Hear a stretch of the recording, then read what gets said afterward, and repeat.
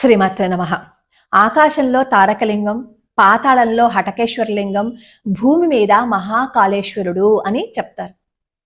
ఉజ్జయిని మహాకాళేశ్వరుడు ఇప్పటికీ ఉజ్జయినిని కంటికి రెప్పలా కాపాడుతూ ఉంటారట. సప్త మోక్షపురిలలో ఉజ్జయిని కూడా ఒకటి. ఈ ఉజ్జయినినే అవంతిక అని పిలిచేవారు. ఈ అవంతిక రాజ్యాన్నే విక్రమాదిత్యుడు పరిపాలించేవాడు. ఆ విక్రమాదిత్యుడు పరిపాలించే కాలంలోనే ఇక్కడ గుహలో ఒక పెద్ద బావి ఉండేది. ఆ బావిలో నీటిని తీసుకుని ఈ విక్రమాదిత్యుడి చెల్లెలు మహాకాలుణ్ణి అభిషేకించేవారనమాట. క్షిప్రా నది ఒడ్డునుంది కదా ఉజ్జయిని. ఈ క్షిప్రా నది నీళ్లు ఈ గుహలోని బావిలోకి వచ్చేవి. అసలు ఉజ్జయిని నగరంలో ప్రతిదీ ఒక రహస్యమే. ఎన్ని రహస్యాలకు నిలయమైందో ఈ ఉజ్జయిని. అప్పట్లో చంద్రప్రద్యోతుడు అనే రాజు ఉజ్జయినిని పరిపాలిస్తున్న కాలంలో రాక్షసులు ప్రజలని ఇబ్బంది పెడుతూ ఉంటే పరమేశ్వరుణ్ణి ప్రార్థించిన మీదట స్వయంభూగా వెలిశారు. అలా 12 జ్యోతిర్లింగాలలో ఈ ఉజ్జయిని మహాకాలుడు కూడా ఒకరు. అలాగే అష్టాదశ శక్తి పీఠాల్లో ఉజ్జయిని అమ్మవారు కూడా ఒకరు. ఇక్కడ నాగచంద్రేశ్వరుడి ఆలయం ఉంది. అది నాగపంచమి రోజు మాత్రమే తెరుస్తారు. అసలు చూడడానికి 2 కళ్ళు సరిపోవు. అలాగే కుజదోషం ఉన్నవాళ్ళు కూడా ఇక్కడ స్వామివారికి అభిషేకం చేసుకుంటారు. మనం సుబ్రహ్మణ్యేశ్వర స్వామి వారి ఆలయం గురించి చెప్పుకున్నప్పుడు ఈ ఉజ్జయినికి పళనికి ఉన్న సంబంధాన్ని కూడా మనం చెప్పుకున్నాం. అలాగే ఇక్కడ స్వామివారు ఎలా వెలిసారు ఇవన్నీ కూడా నేను ఒక వీడియో చేశాను, మన ఛానల్లో ఉంటుంది, ఒకసారి చూడండి. ఇక్కడ భతృహరి కేవ్స్, చాలా అద్భుతమైన కేవ్స్ అన్నమాట, గుహలు. ఆ గుహ లోపలికి వెళ్తే మనకి ఇప్పటికీ భతృహరి తపస్సు చేసిన ఆ తప ఫలితం మనకి తెలుస్తుంది. బయటకు వచ్చినప్పుడు కూడా మనం ఫీల్ అవుతాం, లోపల ఉన్నదానికి బయటికి రావడానికి మధ్య తేడాని మన శరీరం ఇట్టే గ్రహిస్తుంది అనమాట. అలాగే ఇక్కడ మహాకవి కాళిదాసు అమ్మవారిని ప్రార్థించినప్పుడు ఏదైతే అమ్మవారి ఆలయం ఉందో ఉజ్జయినికి 8 కిలోమీటర్ల దూరంలో ఈ మహాకవి కాళిదాసు ఈ శ్యామలా దండకం ఏదైతే చేశారో ఆ ఆలయాన్ని కూడా మనం చూడొచ్చు. ఈ ఉజ్జయిని నగరాన్ని భారతదేశపు గ్రీన్విచ్ అంటారు. మొట్టమొదటి ఖగోళ వేద పాఠశాల ఏదైతే ఉందో అది ఉజ్జయినిలోనే ప్రారంభమైంది అంటారు. ఇక్కడ వరాహమిహిరుడు, బ్రహ్మగుప్తుడు ఇలా ఎంతో మంది ఖగోళ శాస్త్రవేత్తలు చదువుకున్నారు. అక్కడ ఎంతో మంది ఖగోళ శాస్త్రవేత్తలు ఇక్కడి నుంచే వచ్చారు. అలానే మహాకవి కాళిదాసు, భతృహరి కూడా, ఇందాక చెప్పాను కదా భతృహరి కేవ్స్ గురించి, ఇలా ఎంతో మంది మహానుభావులు అక్కడ జన్మించారు, జీవించారు, సంచరించారు. అంతకుమించి ఒక అద్భుతం ఏంటో తెలుసా? ద్వారకా అనగానే మనకి కృష్ణ పరమాత్మ గుర్తుకొస్తారు. కృష్ణ పరమాత్మ అనగానే ద్వారకా బృందావనం మాత్రమే మనకి గుర్తుకొస్తాయి. కానీ మనకి గుర్తుకు రావాల్సిన ఇంకొక విషయం ఏంటంటే కృష్ణ పరమాత్మ పేరు వినంగానే ఉజ్జయిని కూడా గుర్తుకు రావాలి. ఎందుకంటే కృష్ణ పరమాత్మ, బలరాముడు, సుధాముడు విద్యాభ్యాసాన్ని సాందీపని మహర్షి ఆశ్రమంలో చేశారు. ఆ సాందీపని మహర్షి ఆశ్రమం ఎక్కడుందో తెలుసా? ఉజ్జయినిలో ఉంది. అంటే శ్రీకృష్ణ పరమాత్మ విద్యాభ్యాసం ఎక్కడ జరిగింది? ఉజ్జయినిలో జరిగింది. కృష్ణ పరమాత్మ నడయాడిన నేల ఉజ్జయిని. ఒక్కరోజు రాత్రి అక్కడ నిద్రిస్తే చాలు మోక్షం వస్తుంది, ఎంతో అదృష్టవంతులు అంటారు. అసలు మహాకాలుడి ఆదేశం లేకపోతే మనం అక్కడ అడుగు కూడా పెట్టలేమట. అడుగడుగున ఎన్నో రహస్యాలు, ఎన్నో శక్తులకి కేంద్రం ఈ ఉజ్జయిని. అసలు ఉజ్జయినిలో అడుగడుగున మనం చూస్తే అఘోరీలు కనపడతారు, తాంత్రికులు మనకు కనపడతారు, ఎంతో మంది సిద్ధులు కూడా కనిపిస్తూ ఉంటారు. ప్రతి క్షణం అక్కడికి ఎంతో మంది భక్తులు వేలల్లో వస్తూ ఉంటారు. అసలు రాత్రి సమయాల్లో అయితే కొంచెం కూడా ఖాళీ ఉండదు. అలాంటి ఉజ్జయిని మహాకాలుడి క్షేత్రంలో కుట్ర చేయడానికి ప్లాన్ చేసుకున్నారు. ఈ కుట్ర జరగడానికి ముందే కొన్ని వందల క్రితం మీకు ఒక సంఘటన జరిగింది చెప్తాను. మన భారతదేశంలో ఉన్న ఈ దేవాలయాలన్నింటినీ కూల్చేసి వాళ్ళ ప్రార్థనా స్థలాలని నిర్మించుకునేవారు కదా పరాయి వాళ్ళు.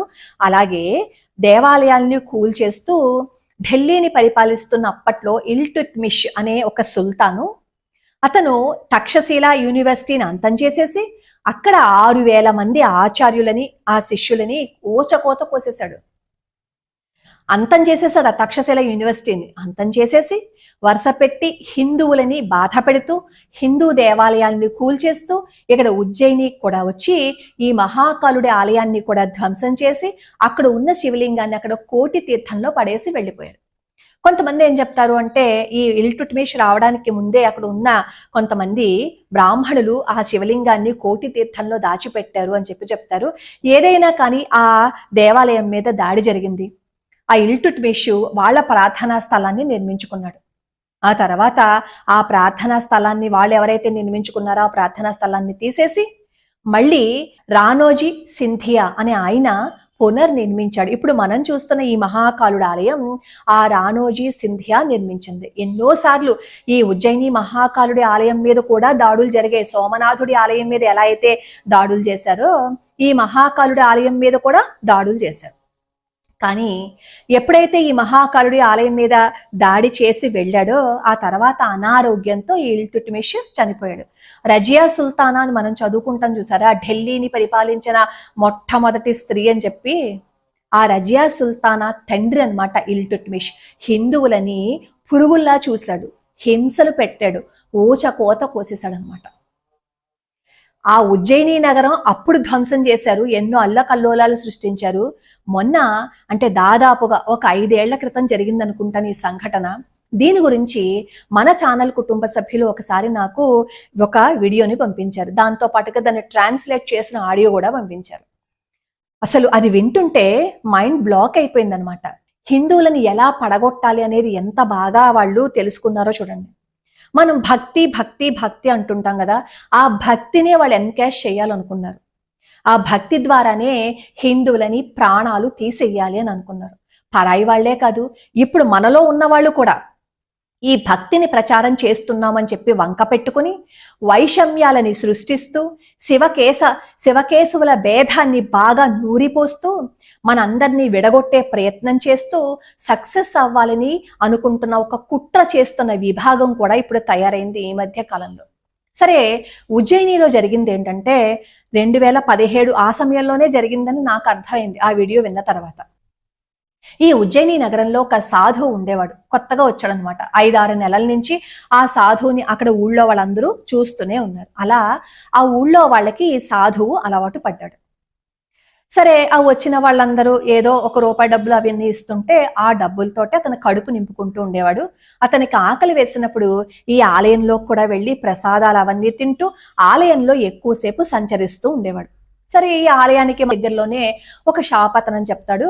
సరే, నువ్వు యువకుడు, చిన్న వయసు కదా, నాకు వయసు అయిపోతుంది, నువ్వు నా షాప్లో పనిచేస్తే నీకు ఉపయోగం నాకు ఉపయోగం అని చెప్పి చెప్తాడు.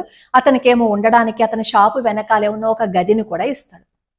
అయితే ఇతను ఏం చేస్తాడు, ఈ సన్యాసి రూపంలో ఉన్న అతను వెంటనే ఒప్పుకుంటాడనమాట. ఒప్పుకుని ఈ ఆలయానికి వస్తున్న వాళ్ళందరికీ ఈ సామాన్లు అవన్నీ ఇవ్వటము, అలాగే ఆలయం లోపలికి కూడా పువ్వులు, పళ్ళు, అగరబత్తులు అవన్నీ లోపలికి తీసుకువెళ్తూ ఉండేవాడు. ఇలా ఆలయం లోపలికి అస్తమాను వెళ్తూ ఉండేవాడు, ఈ ఆలయ పరిసరాలని కూడా అస్తమాను గమనిస్తూ ఉండేవాడు. సరే, సాయంత్రం ఆలయాన్ని మూసేస్తారు కదా, పూజలన్నీ అయిపోయిన తర్వాత అప్పుడు ఇతనేమో గదికి వెళ్ళిపోయేవాడు. ఒకసారి ఏం జరిగింది అంటే, అసలు ఏ క్షేత్రం దగ్గరైనా గూఢచార వ్యవస్థ ఉంటుంది కదా, అక్కడ ఎవరైనా దాడి చేస్తున్నారేమో, పరిస్థితులు ఎలా ఉన్నాయో తెలుసుకోవడానికి మన ప్రభుత్వం 1000 కళ్ళతో ఎప్పుడూ నిఘా పెడుతూనే ఉంది. అలానే ఈ ఉజ్జయినిలో ఉన్న ఏదైతే నిఘా వర్గం ఉందో వాళ్ళు డ్రోన్ ద్వారా ఈ ఆలయ పరిసరాల్లో ఏవైనా అనుమానాస్పద పరిస్థితులు ఉన్నాయేమో అని చెప్పి చెక్ చేసుకుంటూ ఉంటారట. అలానే ఆ రోజు కూడా చెక్ చేశారు. చెక్ చేస్తే ఏవో రేడియో ఫ్రీక్వెన్సీ సిగ్నల్స్ ఆ సిగ్నల్స్ ఇప్పుడు ఎక్కడైతే షాప్ ఉందో ఆ షాపు వెనకాల గది నుంచి బంగ్లాదేశ్ నుంచి లాహోర్కి వెళ్ళడం వీళ్ళు గమనించారు. ఏదో కుట్ర జరుగుతోంది అని చెప్పి వాళ్ళకి అర్థమైపోయింది. సరే, వెంటనే పట్టుకోవచ్చు, కానీ వెంటనే పట్టుకుంటే అతను మాత్రమే దొరుకుతాడేమో, సరే దీని వెనకాల ఎవరున్నారు అని అనుకుని ఒక మహిళా అధికారి ఆ స్పై ఆవిడ కూడా ఒక సన్యాసిని రూపంలో ఈ ఉజ్జయిని మహాకాలుడి ఆలయంలో ఉన్నారు, అక్కడ సంచరిస్తూ ఉన్నారు. అతన్ని బాగా కనిపెడుతూ ఉన్నారు. ఒకరోజు ఈ సన్యాసి వేషంలో ఉన్న అతను ఏం చేశాడు అంటే, ఆ షాపు యజమాని దగ్గరికి వెళ్ళి, మా అమ్మ వాళ్ళకి ఒంట్లో బాగుండలేదు, నేను అమృత్సర్ వెళ్తాను అని చెప్పాడు. సరే, అతనేమో వెళ్ళమని చెప్పాడు.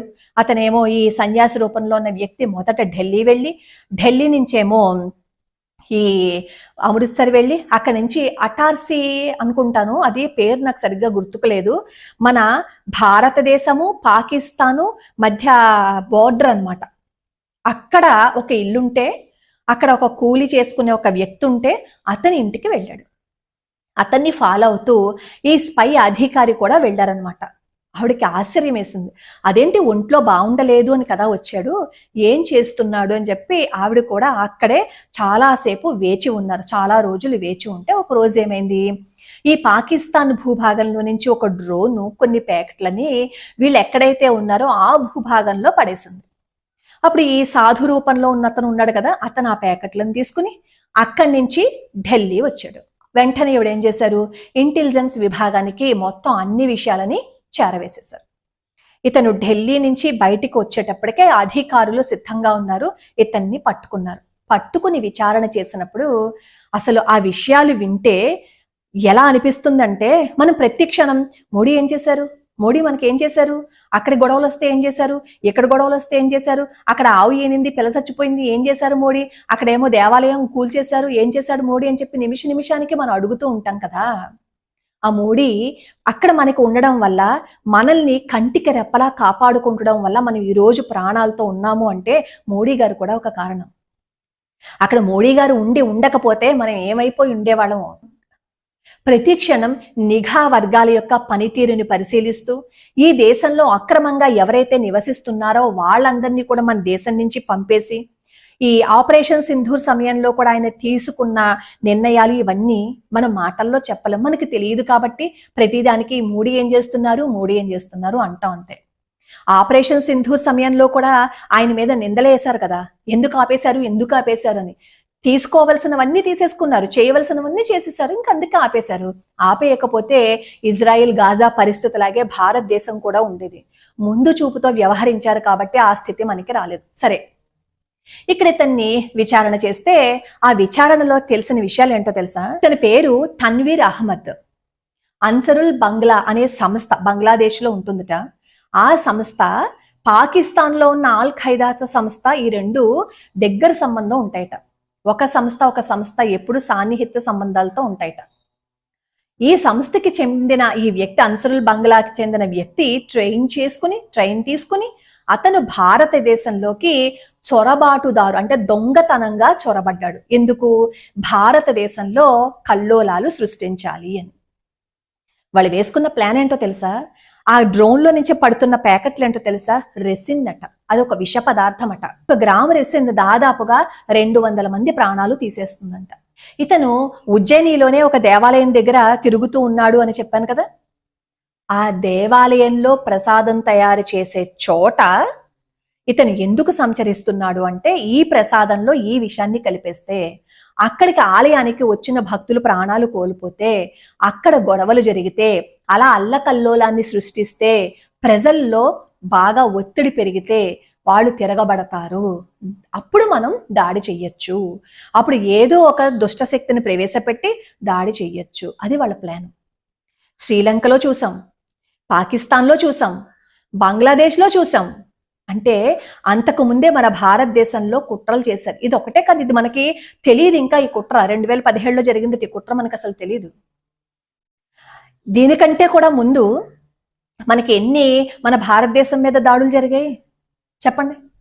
2014 నుంచి ఎంతో జాగ్రత్తగా మనల్ని కాపాడుకుంటూ వస్తున్నారు. అసలు 2014లోనే మోడీ గారు అక్కడ ప్రధానమంత్రిగా రావడం చాలా మందికి ఇష్టం లేదు. ఆ 2019లో ఆయన ఎలాగో వెళ్ళిపోతారని అనుకున్నారు. ఈ అంతర్జాతీయ శక్తులు ఏవైతే అనుకున్నాయో అది జరగలేదు. మనలో ఉన్న అంతర్గత శక్తులు, అంతర్జాతీయ శక్తులు రెండూ కలిపి ఎన్నో విధ్వంసాలని సృష్టించాలనుకున్నారు భారతదేశంలో. ఉదాహరణకి మొన్న మనం ఢిల్లీలో చూసుకుంటే రైతుల ఉద్యమం, అప్పుడు ఎంత సమన్వయంతో చాణుక్యుడిలాగా ఆయన ఈ నరేంద్ర మోడీ గారు ప్రవర్తించారు కాబట్టే మనకి ఇక్కడ నేపాల్లో జరిగినట్టు జరగలేదు. ఏ మాత్రం సమన్వయం కోల్పోయినా, ఏ మాత్రం ఆయన బ్యాలెన్స్డ్గా ఆలోచించకపోయినా మరో నేపాల్ అయ్యుండేది అప్పుడే మన భారతదేశం. అయితే ఈ వ్యక్తిని బాగా విచారణ చేస్తే రుద్రాక్షల్లో ఈ రెసిన్ అనేది ఏదైతే ఉందో ఆ రుద్రాక్షల్లో డిప్ చేశాడట. ఆ రుద్రాక్షలు వేసుకుని వచ్చాడనమాట అతను. ఆ విషం తీసి ఆ ప్రసాదంలో కలిపేస్తే అక్కడికి వచ్చే భక్తులు చనిపోతారు. అప్పుడు గొడవ జరుగుతుంది కదా. అలా హిందువుల యొక్క బలహీనత మీద కొట్టడానికి వచ్చారు వాళ్ళు. భక్తుడి వేషంలో వచ్చారు వాళ్ళు. చూడండి, ప్రమాదం మనకి ఎటువైపు నుంచి ఎలా వస్తుంది అనేది మనకు అర్థం కాదు. 2017లోనే జరిగితే కనీసం ఇప్పటి వరకు బయటకు రాలేదు. భయపడతారు, ప్రజలు భయపడకూడదనే కదా ఏ విషయాన్ని ఇలాంటి విషయాలని బయట పెట్టకుండా దాచిపెట్టారు. కుంభమేళలో కూడా చూడండి, అంత దుర్ఘటన జరిగినా కూడా బయట పెట్టలేదు. తర్వాత ఎప్పుడో చెప్పారు, ఎందుకంటే ఆ సమయంలో దాన్ని బయట పెడితే హిందువులు భయపడిపోతారు అని. కన్న తండ్రిలాగా అక్కడ ఆయన ఉండి పరిపాలిస్తుంటే ఆయన విలువ మనకి తెలియటం లేదు. ఏం చేశాడు మోడీ అంటారు. మరి ఇప్పుడు ఆ కుట్రని ఈ ఇంటెలిజెన్స్ బ్యూరో వాళ్ళు కానీ, మన రావాళ్ళు కానీ, మన ఎన్ఐఏ వాళ్ళు కానీ ఛేదించి ఉండకపోతే మనం ఏమయ్యి ఉండేవాళ్ళము? మన బ్రతుకు ఏమైపోయి ఉండేది? మన ఎర్రకోట దగ్గర మాట్లాడినప్పుడు కూడా నరేంద్ర మోడీ గారు అదే చెప్పారు, బయట నుంచి శత్రువులు ఎలా మన భారతదేశంలోకి వచ్చేస్తున్నారు అనేది చెప్పారు నరేంద్ర మోడీ గారు. ప్రతి ఒక్కళ్ళు అప్రమత్తంగా ఉండండి, జాగ్రత్తగా ఉండండి అని ఆయన ఎందుకు మాట్లాడారు? ఇలాంటి శక్తులు మన భారతదేశంలోకి ప్రవేశిస్తాయి కాబట్టి. ఇప్పుడు చెప్పండి, ఈ మధ్యకాలంలో కొట్టుకు చచ్చిపోతున్నారు కదా, శైవ వైష్ణవ భేదాలని, శాక్తేయము గాణాపత్యము అని కొట్టుకు చచ్చిపోతున్నారు కదా. ఈ కొట్టుకు పోయే వాళ్ళందరూ శైవము వైష్ణవము అని అనుకుంటున్నారు కదా. బయట నుంచి వచ్చిన వాడు ప్రాణాలే తీసేయాలని అనుకున్నాడు. మనమేమో విడిపోదాము, విడిపోయి మా వైష్ణవులు గొప్ప అంటే మా శైవులు గొప్ప అని దెబ్బలాడుకుని విడిపోతే వాడొచ్చి శైవుల్ని లేకుండా చేస్తాడు, వైష్ణవుల్ని లేకుండా చేస్తాడు, గాణపత్యుల్ని లేకుండా చేస్తాడు, శాక్తేయుల్ని లేకుండా చేస్తాడు. మనం విభజించుకోవాల్సింది, విడిపోవలసింది గాణపత్యులుగా, శాక్తేయులుగా, శైవులుగా, విష్ణువులుగానా? మనం కలిసి ఉండవలసింది హిందువులుగా కదా. మరి ఎందుకు కలిసి ఉండలేకపోతున్నాం? ఆ పురాణంలో ఈ తప్పుంది, ఈ పురాణంలో ఆ తప్పుంది, ఆ పురాణాన్ని అలా వక్రీకరించారు. ఎప్పుడో రాముడు మాంసం తిన్నాడో లేదో ఇప్పుడు చర్చ అవసరమా? మనం ఆలోచించవలసింది ఏంటి?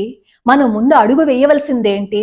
ఎప్పుడో ఏదో జరిగిందంట, ఇప్పుడు తీసుకొచ్చి దాన్ని రచ్చ రచ్చ చేసి మనలో మనమే కొట్టుకుని విడిపోవాలన్న కదా ఈ ముఠాలు ప్రయత్నిస్తున్నాయి.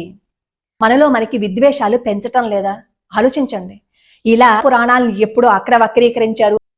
ఈ రాముడికి లక్ష్మీదేవికి పెళ్లి చేశారు, వినాయకుడికి లక్ష్మీదేవికి పెళ్లి చేశారు. ఇవి అవసరమా? ఇవి మనకు అవసరమా చెప్పండి? ఇవా మనం ఆలోచించవలసింది? వీటి మీద మనం బుర్ర పెట్టవలసింది? అలాంటి వీడియోస్ విని సమయాన్ని వృధా చేసుకునే కంటే కూడా భగవంతుడా ఈ దేశాన్ని కాపాడు, ఈ నరేంద్ర మోడీ గారిని సురక్షితంగా ఉండేటట్లు చూడు, మమ్మల్ని అందరినీ రక్షించు అని మనం సమయాన్ని సద్వినియోగం చేసుకుంటే హిందువులుగా అయినా బ్రతుకుంటాం. శైవ వైష్ణవ శాక్తేయ గాణపత్య భేదాలను సృష్టించుకుంటూ కొట్టుకుని చచ్చిపోతే చివరికి మనం కూడా ఉండం. దేనికోసం మనం దెబ్బలాడుతున్నామో, ఏ రాముడు మాంసం తిన్నాడని ఎప్పుడో వచ్చిన దాన్ని ఇప్పుడు తీసుకొచ్చి మనం దెబ్బలాడుతున్నామో, వాళ్ళు వచ్చి ఎందులోనో విషం కలిపి పెట్టారనుకోండి, రాముడి కోసం పోట్లాడడానికి మనం ఉండం. అది అర్థం చేసుకుంటే బాగుంటుంది. ఈ వీడియోని కూడా వక్రీకరించి దీని మీద కూడా వ్యక్తిగతంగా విద్వేషాలు వైషమ్యాలు చిమ్మేవాళ్ళు ఉన్నారు, పోస్టులు పెడతారు, వీడియోలు కూడా చేస్తారు. బట్ నేను కేర్ చేయను. ఎందుకో తెలుసా? నేను నమ్మేది ధర్మాన్ని మాత్రమే నేను నమ్ముతాను.